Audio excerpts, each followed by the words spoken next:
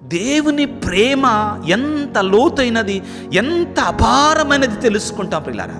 లూకాసు వార్త 15వ అధ్యాయం 3 ఉపమానాలు ఉంటాయి. తప్పిపోయిన గొర్రెపిల్ల లూకా 15లో, పోగొట్టుకున్న నాణెము, ఇక అందరికి తెలిసిందండి తప్పిపోయిన కుమారుడు. ఇక్కడ మనకి ఏం నేర్పిస్తుందండి?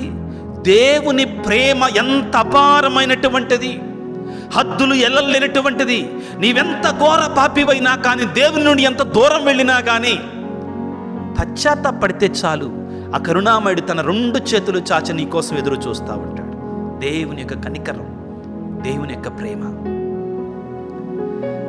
దేవుడు ప్రియులారా మారు మనస్సు పొందాలి, హృదయ పరివర్తన చెందితే చాలు, ఇదిగో దేవుడు కనికరాన్ని చూపిస్తాడని చెబుతూనే ఒకవైపు నుండి పరిసయ్య దృష్టితో ఉండమాకండి. ఫారిసైక్ లివింగ్, అబద్ధపు జీవితాన్ని మాత్రం జీవిస్తే దేవుడు సహించడు,